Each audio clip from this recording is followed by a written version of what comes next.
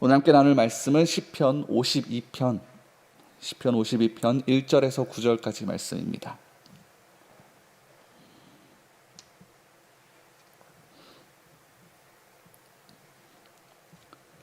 시편 52편 1절에서 9절의 말씀을 우리 함께 합독해 보도록 하겠습니다. 포악한 자여, 내가 어찌하여 악한 계획을 스스로 자랑하는가? 하나님의 인자하심은 항상 있도다. 내 혀가 심한 악을 꾀하여 날카로운 삭도같이 간사를 행하는도다. 내가 선보다 악을 사랑하며 의를 말함보다 거짓을 사랑하는도다. 간사한 혀여, 너는 남을 해치는 모든 말을 좋아하는도다.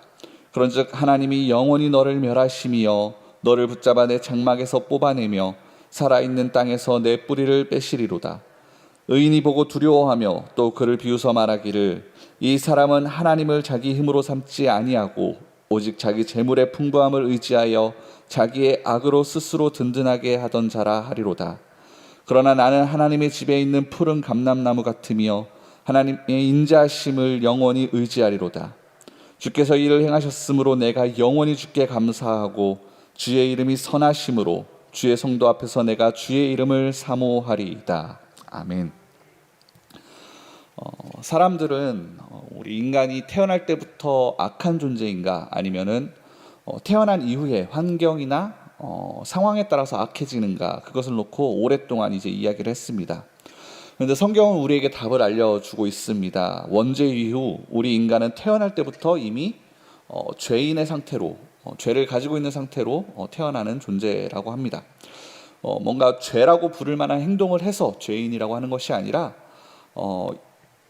존재 자체가 죄라는 것이죠. 다시 말하면은 비정상적인 상태, 원래 모습에서 벗어난 상태에 놓여 있기 때문에 그렇게 뭔가 행하는 모든 것들마다 죄로 연결될 수밖에 없고 악한 결과를 낼 수밖에 없는 것이다. 그것이 이제 성경이 말하는 우리 인간들, 원죄 이후의 인간들의 모습입니다. 그것을 정말 아무것도 모를 것 같은 그 어린아이들에게서도 그런 죄의 본성, 어떤 그 하는 모습들에서도 그것을 흔히 찾아볼 수 있는데, 누가 가르쳐주지 않아도 본능적으로 욕심을 내면서 자기의 것을 주장하게 됩니다. 저도 이제 아이들 보면서 제 아이들을 키울 때 이제 서로 싸우다가 부모가 이제 개입을 하기 시작하면은 그때는 뭐라 얘기하냐면은 자기는 잘못이 없다라고 하면서 동생이나 오빠에게 이렇게 서로의 책임을 이렇게 전가하는 모습을 보여주는데, 정말 전형적인 이 아담과 하와의 후손이구나라는 생각을 하게 됩니다.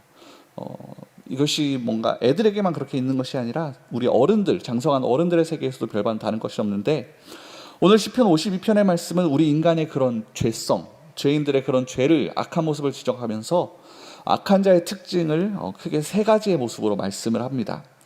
악인의 첫 번째 특징은 뭐냐면은 먼저 그의 생각에서 우리가 찾아볼 수 있습니다. 1절 말씀에 악한 계획이라는 말이 나오는데, 악인은 악한 생각과 악한 계획 속에 늘 사로잡혀 있다라는 것입니다. 늘 생각하기를 어떻게 하면 죄를 지을까, 그렇게 생각하면서 죄를 도모합니다. 자나깨나 늘 생각이 죄에 대한 것들 뿐이라는 것이죠.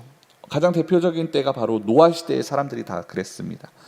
하나님이 보시기에 그들의 죄악이 세상 가운데 넘쳐났고 그들의 마음과 생각이, 모든 계획이 항상 악한 것들 뿐이었다라고 기록이 되어 있는데, 무엇을 생각만 하면 항상 악한 생각이고 계획만 하면 항상 악한 계획이었다라는 것이죠. 몇 사람이 모여서 수근거리기만 하면 모두 악한 것들을 도모했다라는 것인데, 어떻게 하면 더 쾌락을 쫓을 수 있을 것인가, 어떻게 하면 더 많은 것을 가질 것인가, 어떻게 하면 더 높아질 수 있을 것인가, 이런 생각들 뿐이었다라는 겁니다. 그래서 결국 하나님께서도 물로써 그들을 심판하실 수밖에 없는 지경이 되었는데, 악인이 그렇게 악한 것을 생각하고 있다라면 그럼 과연 하나님 앞에 선하게 인정받는 사람들은 어떤 사람들이겠습니까? 당연히 늘 선한 생각과 선한 계획 속에 사로잡힌 삶이 되어야 할 것입니다. 어떻게 하면 내가 하나님의 말씀에 더욱 순종하며 그분 앞에 더 바로 살 수 있을까?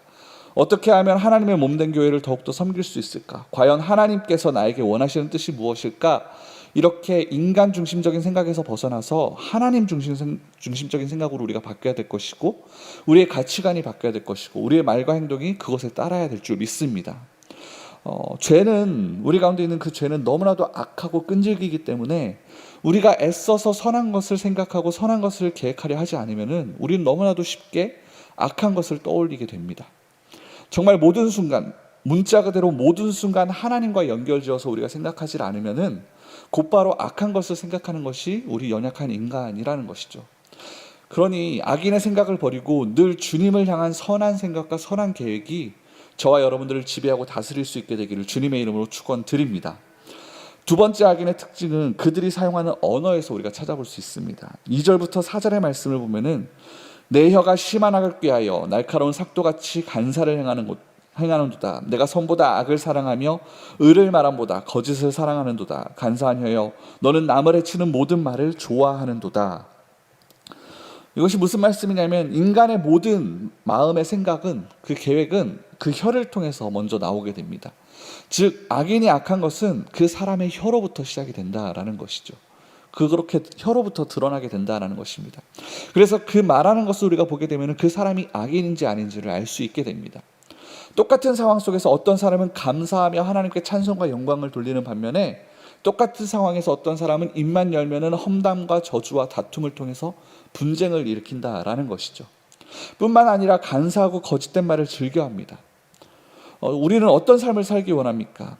우리가 하나님의 복을 받은 사람이 되길 원한다라면은 우리의 입술에 말하는 것을 주목할 수 있기를 간절히 축원드립니다.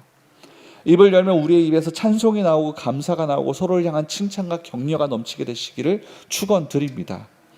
사실 우리가 입술을 지킨다라는 것이 살아가면서 행해보면 결코 쉬운 일이 아닌데 그래서인지 이와 관련된 교훈들이 세상에도 많이 있습니다. 말을 많이 하지 말라라든지 말을 급하게 하지 말라라든지 말을 함부로 하지 말라라는 것들이 있는데 말을 많이 하지 말라는 것이 무슨 뜻입니까? 말을 많이 하다 보면 어쨌든 실수가 많아지기 때문입니다. 또한 말을 급하게 하는 것 역시 실수가 생기게 됩니다. 지금 말하고 싶어도 조금 참고 좀 더 심사숙고하는 그런 마음을 가질 때에 가장 적당할 때에 말할 수 있는 지혜롭게 말할 수 있는 그런 순간들이 생긴다라는 것이죠. 그리고 또 함부로 말하지 않는다. 함부로 말하지 말라. 누구나 뭔가 민감하게 반응하게 되는 부분들이 있습니다. 나에게는 아무렇지 않지만 그것이 다른 사람에게는 큰 약점이 되는 경우가 있습니다. 건드리면 큰 상처를 줄 수 있는 부분들이 있는데 그런데 어떤 분들은 가깝다고 친하다고 그러한 부분들을 쉽게 함부로 건드릴 때가 있습니다. 그런데 그러한 모습은 결코 교회 안에서 유익하지 않다라는 것이죠. 특히 오늘날 세상은 하고 싶은 말은 다 하고 살라라고 얘기를 합니다. 참으면 병된다고 하고 싶은 말은 더 하고 살라라고 얘기를 하는데 근데 우리 그리스도인들은 예수님을 닮아서 참고 말하지 못하는 부분들이 너무나도 많지 않습니까? 근데 그것은 저는 굉장히 잘하고 있는 것이라고 생각이 듭니다. 참다가 병들 것 같으면 우리는 주님께 가지고 나아가면 됩니다. 그 사람에게 얘기하는 것이 아니라 참다가 병들 것 같다 그러면 주님께 가지고 나와서 얘기하면 된다라는 것이죠. 그리스도인들은 절대 함부로 말하면서 죽이는 입술이 되어서는 안 될 것입니다. 내 말이 상대방의 가슴을 찌르는 말이 아니라 나의 말 한마디가 상대에게 힘을 주고 용기를 주는 그의 영혼을 살리는 입술이 되어야 할 것입니다. 그러한 저와 여러분 되시기를 주님의 이름으로 축원드립니다. 마지막으로 악인의 특징은 하나님과의 관계성에서 우리가 찾을 수 있습니다. 어떤 사람이 악인이냐면 악인은 하나님과의 관계없이 살아가는 사람들입니다. 직분도 있고 교회도 열심히 나옵니다. 그러나 실상 그 중에는 하나님과 관계없는 삶을 살아가는 사람들도 있습니다. 도둑이나 흉악범만이 악인이 아니라 하나님과 관계없이 살아가는 사람 모두가 하나님이 보시기에는 악인입니다. 술 마시고 담배 피우는 사람이 악인이 아니라는 것이죠. 뭔가 이렇게 말하면 속으로 좋아하실 분들이 계실지도 모르겠는데 우리의 행위가 악인을 정하는 기준이 아니라는 것입니다. 선인과 악인의 잣대는 오직 하나님밖에 없다라는 것이죠. 하나님 없이 사는 사람이 바로 악인인 것입니다. 그렇다 보니 교회 밖에서만 악인이 있는 것이 아니라 교회 안에서도 하나님 보시기에 수많은 악인들이 있을 수 있습니다. 예전에 제가 아는 어떤 분은 안수 집사님이셨는데 담배를 끊지 못해서 교회 갈 때는 수도 없이 막 양치질을 하시고 옷에 막 향수를 뿌리시고 막 그렇게 하다가 스스로 입에 손을 대서 이렇게 숨을 불어내 보시고는 막 냄새가 안 날 때까지 그렇게 확인하시고 이렇게 교회를 가시는 것을 보았는데 그 얼마나 양심적인 모습입니까, 그죠? 그분이 누구냐면 저희 아버지신데 목사님이 이제 신방 오신다 그러면은 막 얼른 재떨이 숨기시고 막 추운데도 창문 막 활짝 열어가지고 막 냄새를 빼시고 그러면서 난리를 치셨는데 나름대로 그것이 얼마나 양심적이고 그죠? 정성을 다하는 모습인가라는 생각이 들었는데 보이는 것이 전부가 아니라는 것이죠. 더 큰 문제는 겉으로는 예의 바르고 법 없이 살 것이라고 여겼던 사람인데 실상 그 속에는 하나님 없이 살아가고 있다면 그 사람이 곧 악인이라는 것입니다. 오늘 시편 52편 위에 이런 글이 있습니다. 다윗의 마시길 인도자를 따라 부르는 노래. 에돔인 도액이 사울에게 이르러 다윗이 아히멜렉의 집에 왔다고 그에게 말하던 때에 라고 나와 있는데, 이것은 오늘 이 시편의 배경을 설명한 글인데, 어떤 배경이냐면은 다윗이 사울을 피해서 도망을 다니다가 아히멜렉이라는 제사장에게로 갑니다. 아히멜렉은 오신 손님이니, 다윗이 자기에게 온 손님이니 소홀히 할 수가 없어서 이제 정성스레 떡을 만들어 대접을 했는데, 그것을 이제 도액이라는 사람이 보고 그 모습을 이제 사울에게 가서 일르게 됩니다. 그때 아히멜렉은 단지 다윗을 순수한 마음으로 대접했을 뿐인데, 마치 그가 다윗과 함께 사울을 대적하는 편에 섰다라는 것처럼 이제 도액은 사울에게 얘기를 하게 된 것이죠. 결국 이 도액의 말 때문에 제사장 아히멜렉은 억울한 죽임을 당하게 됩니다. 더구나 사울은 그 지역의 제사장 85명까지 다 죽이라고 이제 명령을 하는데, 아무도 이 제사장들을 죽이려고 하지 않자 도액에게 이제 죽이라고 명령을 하게 되고, 도액은 제사장 아히멜렉과 함께 85명의 제사장들을 전부 죽이고 그 제사장 성읍 노베, 남녀와 젖먹는 아이들까지, 짐승들까지 전부 다 죽이게 됩니다. 그 모습이 하나님 보시기에 얼마나 악한 것들입니까? 오늘 본문은 이 도액을 가리켜서 포악한 자라고 1절에서 이제 이야기를 합니다.